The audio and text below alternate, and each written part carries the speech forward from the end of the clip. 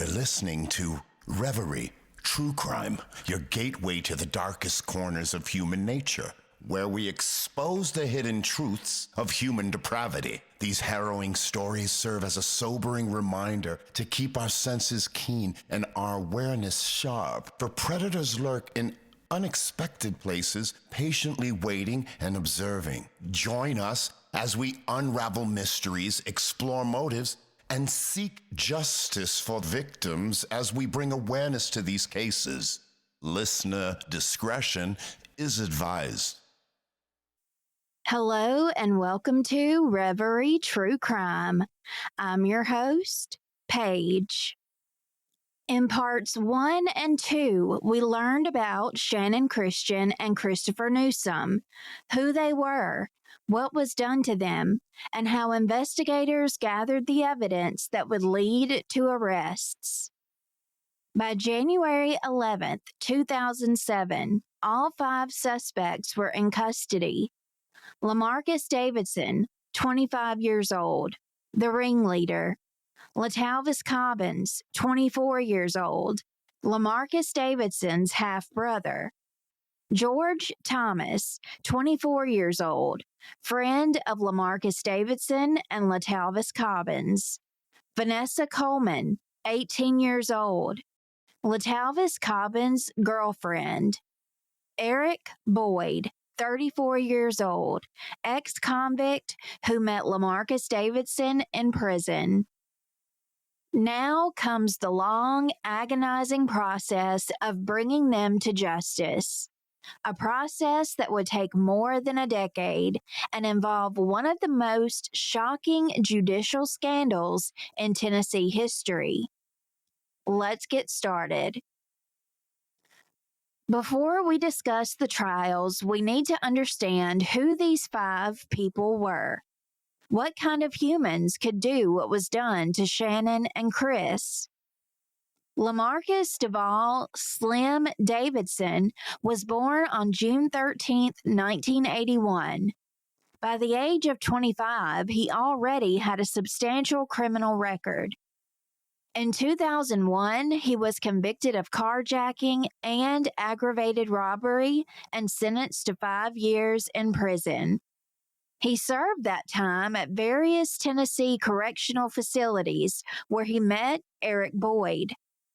LaMarcus was released in August of 2006, just 4 months before the Christian-Newsom murders. He was supposed to be starting over, staying clean, and following the terms of his release. Instead, he immediately returned to criminal activity. According to prosecutors and testimony from those who knew him, LaMarcus was known as Slim on the streets. He dealt marijuana, cocaine, and whatever people wanted. The house on Chipman Street was his base of operations. His girlfriend technically rented it, but she rarely stayed there. It was LaMarcus's domain. On January 5, 2007, the day before Channon and Chris were kidnapped, LaMarcus's girlfriend had walked out on him.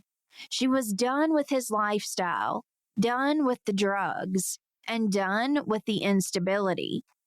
LaMarcus was angry about it, according to testimony. He was also broke. He needed money. And that, prosecutors argued, is what led to the carjacking. LaMarcus wanted a vehicle. He wanted money. Channon and Chris were simply in the wrong place at the wrong time. During police interrogation on January 11th, LaMarcus gave multiple contradictory statements, more than 5 different versions of what happened. First, he claimed he wasn't even at his house that weekend. Then he admitted that his brother showed up with Shannon's vehicle, but he didn't know what happened. Then he admitted seeing Channon in his house, sitting on a bed, telling him she did not want to die. But he denied raping her. He claimed that his DNA would not be found on her body. He was lying. His DNA was everywhere. Latalvis Darnell Rome Cobbins was born on December 20th, 1982. He was Lamarcus Davidson's younger half-brother, and according to family members, he was terrified of Lamarcus. He wanted his older brother's approval. He didn't want to be seen as weak or cowardly. Latalvis had a prior conviction in 2003 for attempted robbery in New York. He was on probation when he traveled to Knoxville in early January of 2007 with his girlfriend Vanessa Coleman and his friend George Thomas. According to Latalvis Cobbins' sister, Latressica, quote, he wanted, I don't want to say to be like him, but he didn't want him to think he was a coward or a punk, end quote. That desire to prove himself to his older brother may have driven Latalvis to participate in unspeakable acts. His DNA was found in Channon Christian's mouth. The forensic evidence was undeniable. He raped her. He participated in her torture. He helped dispose of her body. Latalvis's own mother refused to help him get a lawyer after learning what he had done. According to family members, she, quote, didn't want to get herself involved in it and not really know what happened, end quote. The crimes were too savage, too horrifying. Even his own mother could not defend him. During the trials, Latalvis would eventually testify against his co-defendants, admitting details about the crimes while trying to minimize his own role. It didn't work. George Giovanni Detroit Thomas was born on January 23, 1983. By the age of 24, George had gathered multiple prior felony convictions. He was known as Detroit because he had connections there. Like Lamarcus and Latalvis, George was a career criminal with a rap sheet full of crimes that include robbery, theft, and drug offenses. He had been in and out of the system for years. George Thomas had traveled from Kentucky with Latalvis Cobbins and Vanessa Coleman to visit Lamarcus in early January of 2007. According to testimony, George was present during both murders. He was there when Christian-Newsom was raped and shot. He was also there when Channon Christian was tortured. George's lawyers tried to paint him as less culpable than the others, as someone who was just in the wrong place, caught up in events beyond his control. But prosecutors argued that George was an active and willing participant. He had multiple opportunities to leave, to call police, to help the victims, but he did none of those things. In 2018, facing a possible longer sentence, George Thomas agreed to testify against Eric Boyd in exchange for a reduced prison term. That testimony would be crucial in finally securing Eric Boyd's conviction on state murder charges. Vanessa Lynn Coleman was born on June 29, 1988. She was only 18 years old at the time of the murders, making her by far the youngest of the 5 defendants. She was Latalvis Cobbins' girlfriend, and she had traveled with him and George Thomas from Kentucky. Vanessa's role would be the subject of intense debate throughout the trials. Prosecutors argued that she was a willing participant, that she helped hold Channon Christian captive while the men murdered Christian-Newsom. They argued that she was present during the sexual torture and did nothing to help, even though she had opportunities. The defense argued that Vanessa was a frightened young woman who was terrified of what the men might do to her if she did not comply. Her lawyers claimed that she did not directly participate in the rapes or murders, that she was a victim of circumstance. But prosecutors countered with the argument that she never tried to escape. She never called 911. Vanessa never tried to help Channon, and after the murders, she fled with the others to Kentucky, taking items belonging to the victims with her. Vanessa faced 40 Tennessee state charges initially. However, since she was female and young, and because her participation was arguably less direct than the men's, juries struggled with how harshly to punish her. She would eventually be convicted of facilitating Shannon's kidnapping, rape, and murder, but acquitted of charges related to Christian-Newsom. Her ultimate sentence was 35 years in prison after a retrial. She will be eligible for parole in 2034. Eric Dwayne Boyd was born around 1973, making him 34 years old at the time of the murders. Eric was the oldest of the 5 defendants and had an extensive criminal record, including robbery convictions in the 1990s. He had spent more than 5 years in prison for robberies in the Asheville, North Carolina area and in Tennessee. It was during one of these prison stints that he met LaMarcus Davidson. Eric Boyd was initially charged only in federal court as an accessory after the fact for helping LaMarcus escape and hide after the murders. He insisted he was not present during the crimes themselves, that he had no idea what LaMarcus had done, and that he was just helping out a friend. However, testimony from other defendants and eyewitnesses placed Eric at the Chipman Street house. Xavier Jenkins, a neighbor, testified that he saw Eric's cousin's white Pontiac Sunbird parked behind Shannon's 4Runner at 1:30 in the morning on Sunday, January 7th. Eric's cousin, Adrienne Mathis, confirmed that she had lent Eric her car that night. Most damningly, George Thomas eventually testified that it was Eric Boyd who actually shot and killed Christopher-Newsom. According to George, Eric forced Chris to walk to the railroad tracks, held the gun to his head, and pulled the trigger. For years, Eric escaped state murder charges. He served 18 years in federal prison for accessory charges, and it looked like he might never be held fully accountable. The Newsom family never gave up. Hugh and Mary Newsom hired a private investigator, lobbied prosecutors, and pressured authorities to finally indict Eric Boyd for murder. In 2018, 11 years after the crimes, a Knox County grand jury finally indicted Eric Boyd on state charges, including kidnapping, rape, robbery, and murder.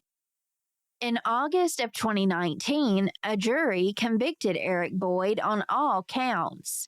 He received 2 consecutive life sentences plus 90 additional years. He will die in prison. The legal proceedings began quickly. By March of 2007, a Knox County grand jury had indicted LaMarcus Davidson, LaTalvis Cobbins, George Thomas, and Vanessa Coleman on multiple counts, including first-degree murder, especially aggravated kidnapping, aggravated rape, especially aggravated robbery, and theft. The men faced 46 charges and Vanessa faced 40. If convicted, they could face the death penalty. Eric Boyd was initially charged only in federal court with accessory after the fact to carjacking and concealing knowledge of a felony. State prosecutors chose not to pursue murder charges against him at that time, which was a decision that would haunt the victims' families for more than a decade. The trials were held separately with different juries for each defendant.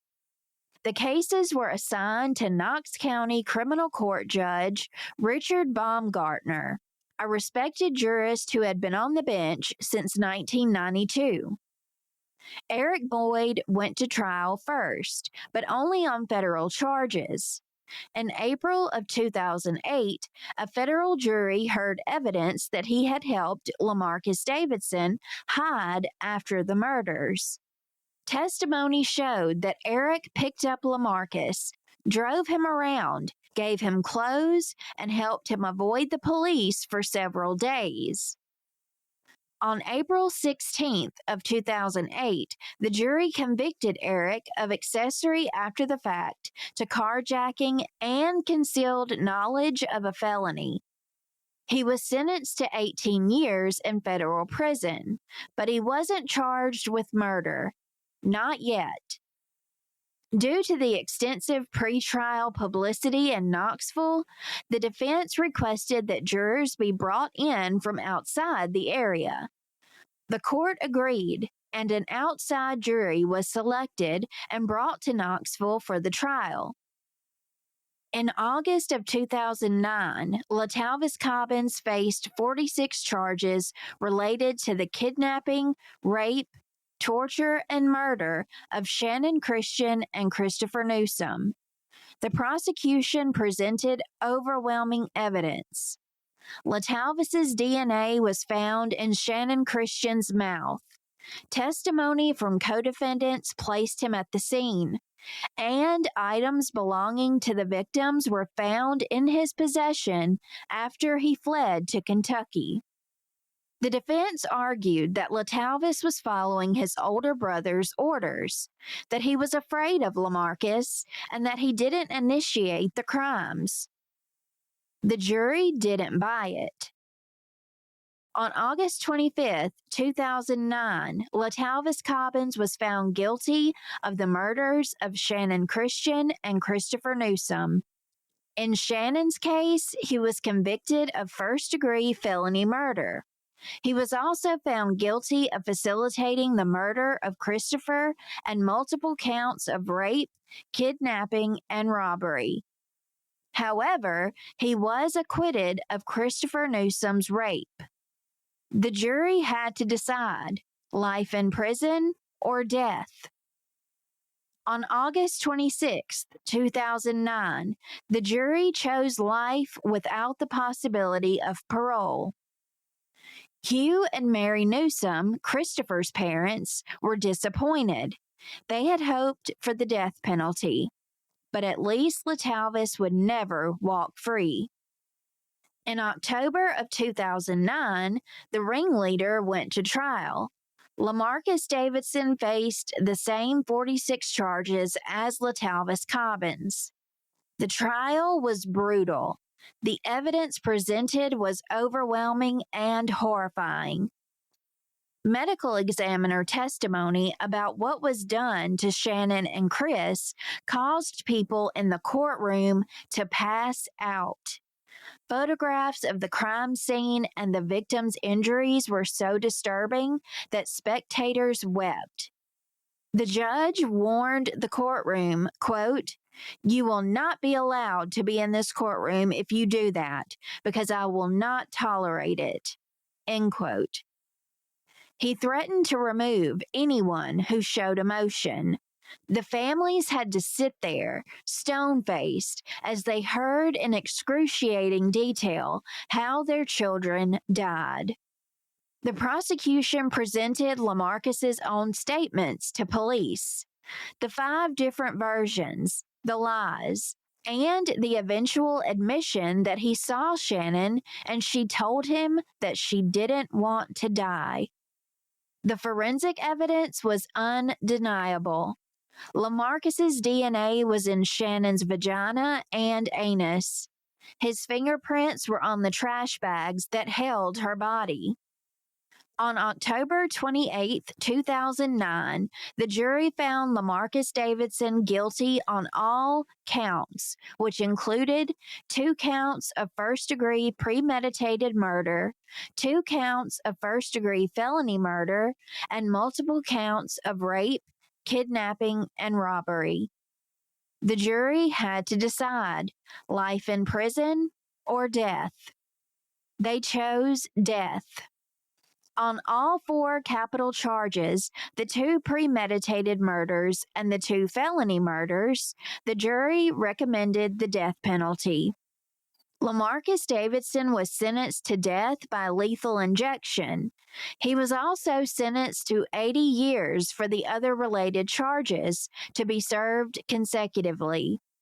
Even if his death sentence were overturned, he would never leave prison alive. Just 2 months after LaMarcus Davidson's conviction, George Thomas went to trial.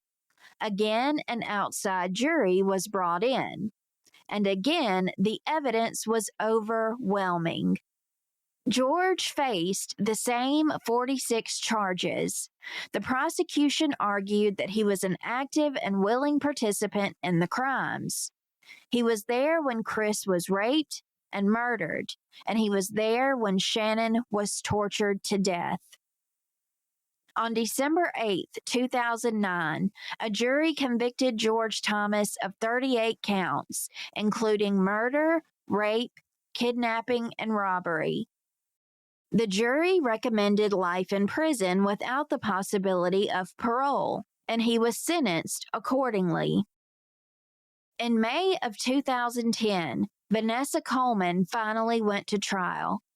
Her case was the most complicated because her level of participation was debated.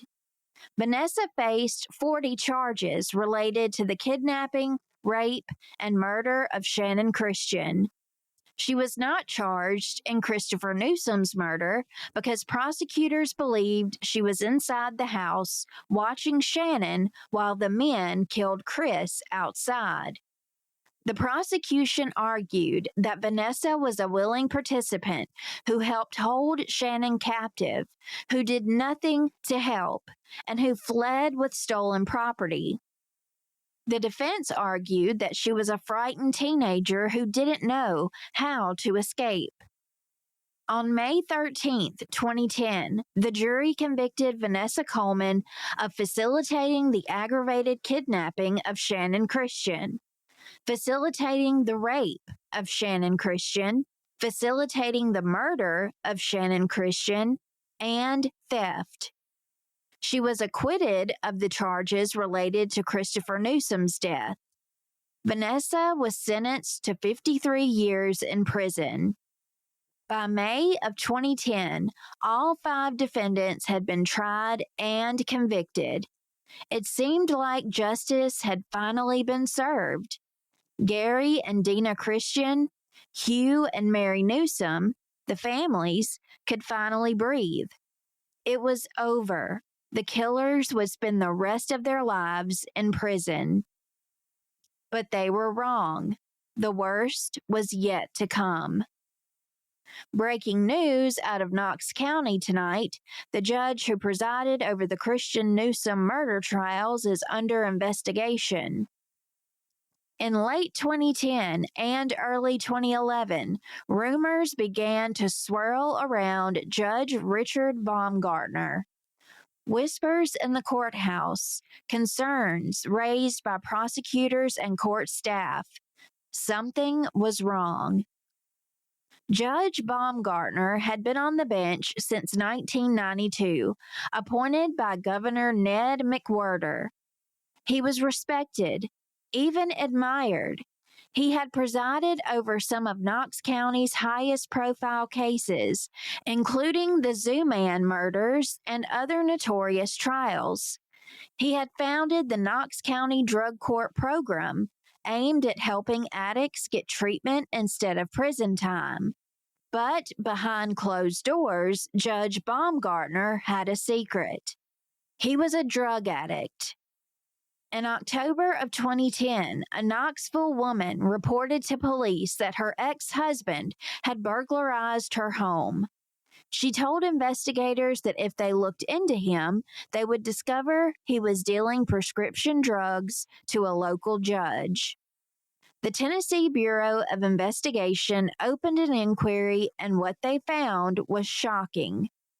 Judge Richard Baumgartner had been illegally buying and abusing prescription painkillers for years. Hydrocodone, oxycodone, and oxycontin, sometimes taking up to 30 pills per day. He was obtaining the drugs from Dina Castleman, a woman who had graduated from the very drug court program that Judge Richard Baumgartner had founded. Dina Castleman was a convicted felon and drug addict. She was also Judge Baumgartner's mistress. The TBI investigation revealed that Baumgartner had been visiting Castleman at her home, in hospitals, and even in his chambers at the courthouse. They would do drugs together and have sex, and then Baumgartner would go preside over cases, including the Christian-Newsom trials. Court employees told investigators that it was widely known Baumgartner was often impaired. His administrative assistant, Jennifer Judy, told the TBI that on some days Baumgartner was, quote, so impaired that his court clerk or the district attorney's office would reset matters scheduled for that day, end quote. Lawyers and prosecutors who worked in his court knew something was wrong, but no one reported it officially. No one took action to remove him from the bench. On March 10, 2011, Judge Baumgartner resigned and pleaded guilty to one count of official misconduct, a Class E felony. He admitted to buying drugs from a probationer and using them while presiding over cases. He was later convicted in federal court of concealed knowledge of a felony for covering up Dina Castleman's drug trafficking activities. He served 6 months in a West Virginia federal prison before completing his sentence at home. But the damage was done. The Christopher Newsom convictions, all of them, were now in jeopardy. Defense attorneys for all 4 state convicted defendants, Lamarcus, Latalvis, George, and Vanessa, immediately filed motions for new trials. They argued that Judge Baumgartner's drug addiction had impaired his ability to conduct fair trials and that he was likely under the influence during their proceedings, and that the convictions should be thrown out. The families were devastated.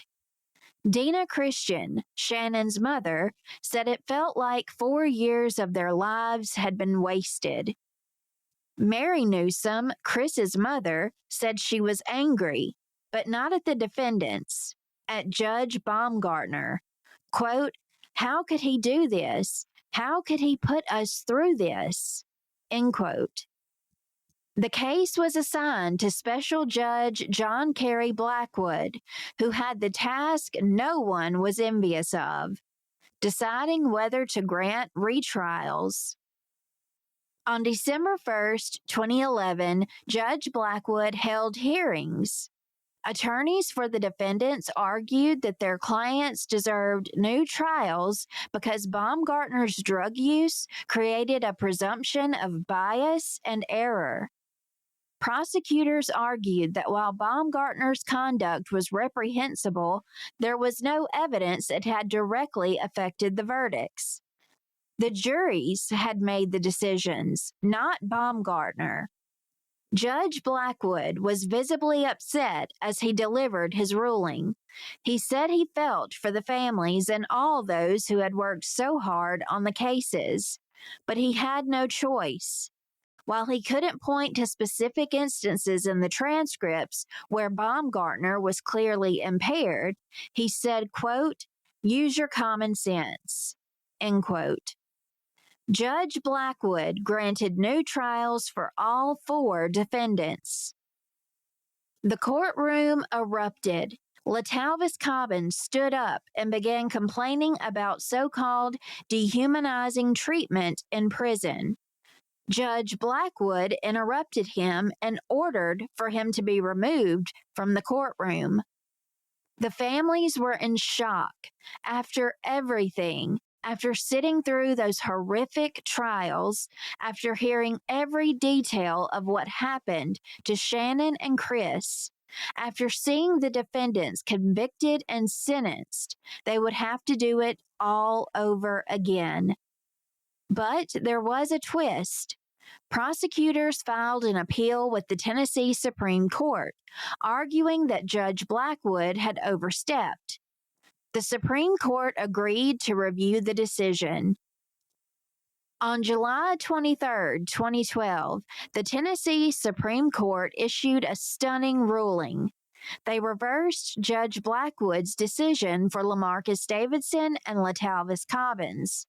The court found that while Baumgartner's conduct was wrong, the defense had not shown that it had specifically prejudiced those trials.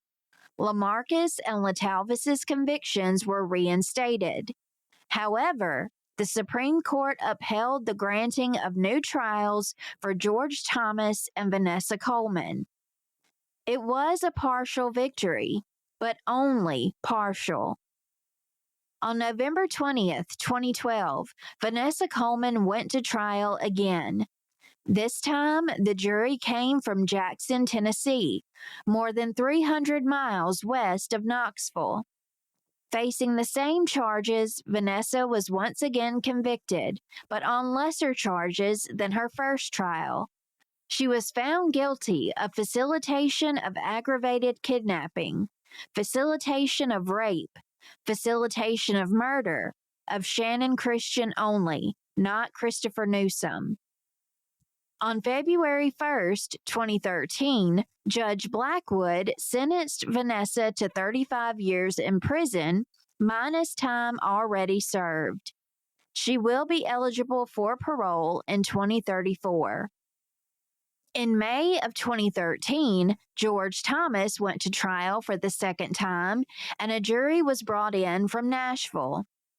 On May 17, 2013, the jury convicted George Thomas on all counts, 38 charges including murder, rape, kidnapping, and robbery.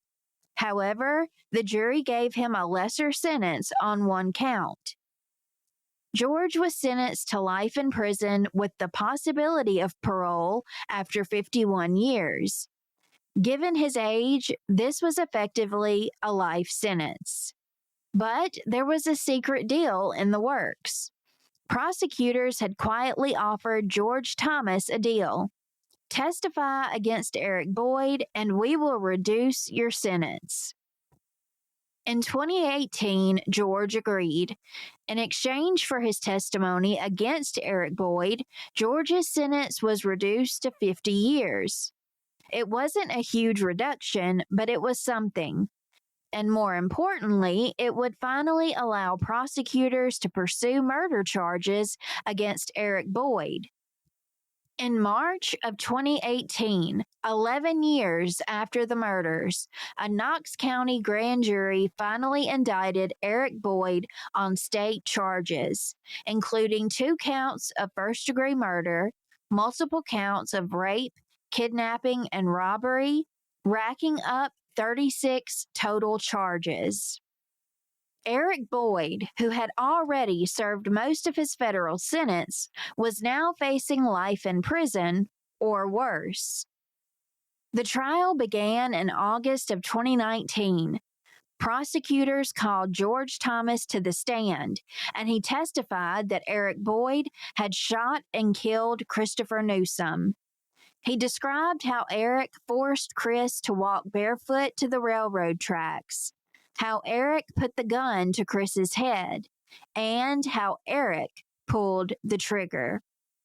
Eric Boyd's defense attorney argued that George Thomas was lying just to get a reduced sentence, that there was no physical evidence linking Eric to the murders, and the state's case was built on speculation. The jury didn't believe it, and on August 13, 2019, after just 4 hours of deliberation, the jury found Eric Boyd guilty on all counts. On September 18, 2019, Judge Bob McGee sentenced Eric Boyd to 2 consecutive life sentences for the murders, plus 90 additional years for the other convictions.